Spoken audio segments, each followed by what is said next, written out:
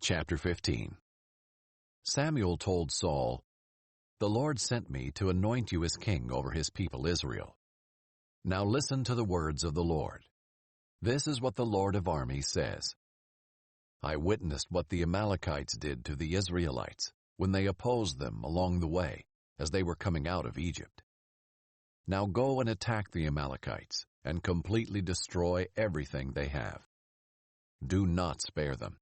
Kill the men and women, infants and nursing babies, oxen and sheep, camels and donkeys." Then Saul summoned the troops and counted them at Telaim, 200,000 foot soldiers, and 10,000 men from Judah. Saul came to the city of Amalek and set up an ambush in the wadi. He warned the Kenites, "Since you showed kindness to all the Israelites when they came out of Egypt, go on and leave. Get away from the Amalekites, or I'll sweep you away with them." So the Kenites withdrew from the Amalekites.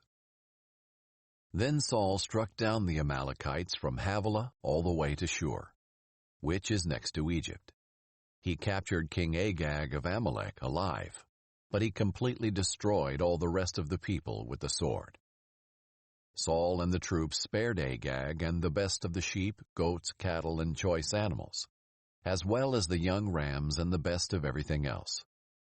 They were not willing to destroy them, but they did destroy all the worthless and unwanted things. Then the word of the Lord came to Samuel. "I regret that I made Saul king, for he has turned away from following me and has not carried out my instructions." So Samuel became angry and cried out to the Lord all night. Early in the morning Samuel got up to confront Saul, but it was reported to Samuel, Saul went to Carmel, where he set up a monument for himself. Then he turned around and went down to Gilgal. When Samuel came to him, Saul said, "May the Lord bless you. I have carried out the Lord's instructions." Samuel replied, "Then what is this sound of sheep, goats, and cattle I hear?" Saul answered, "The troops brought them from the Amalekites and spared the best sheep, goats, and cattle in order to offer a sacrifice to the Lord your God, but the rest we destroyed." "Stop," exclaimed Samuel. "Let me tell you what the Lord said to me last night." "Tell me," he replied. Samuel continued, "Although you once considered yourself unimportant, haven't you become the leader of the tribes of Israel? The Lord anointed you king over Israel, and then sent you on a mission and said, 'Go and completely destroy the sinful Amalekites. Fight against them until you have annihilated them.' So why didn't you obey the Lord? Why did you rush on the plunder and do what was evil in the Lord's sight?" "But I did obey the Lord," Saul answered. "I went on the mission the Lord gave me. I brought back King Agag of Amalek, and I completely destroyed the Amalekites. The troops took sheep, goats, and cattle from the plunder, the best of what was set apart for destruction, to sacrifice to the Lord your God at Gilgal." Then Samuel said, "Does the Lord take pleasure in burnt offerings and sacrifices as much as in obeying the Lord?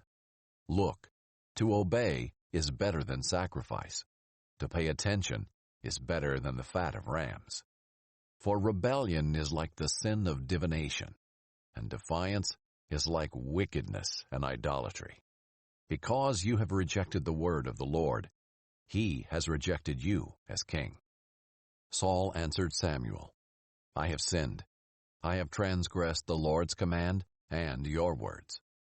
Because I was afraid of the people, I obeyed them.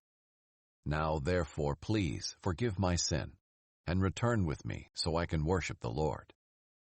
Samuel replied to Saul, "I will not return with you. Because you rejected the word of the Lord has rejected you from being king over Israel." When Samuel turned to go, Saul grabbed the corner of his robe, and it tore. Samuel said to him, "The Lord has torn the kingship of Israel away from you today, and has given it to your neighbor, who is better than you. Furthermore, the Eternal One of Israel does not lie or change his mind, for he is not a man who changes his mind." Saul said, I have sinned. Please, honor me now before the elders of my people and before Israel. Come back with me, so I can bow and worship to the Lord your God. Then Samuel went back, following Saul, and Saul bowed down to the Lord. Samuel said, Bring me King Agag of Amalek. Agag came to him trembling, for he thought, Certainly the bitterness of death has come. Samuel declared, As your sword has made women childless, so your mother will be childless among women. Then he hacked Agag to pieces before the Lord at Gilgal. Samuel went to Ramah, and Saul went up to his home in Gibeah of Saul. Even to the day of his death, Samuel never saw Saul again.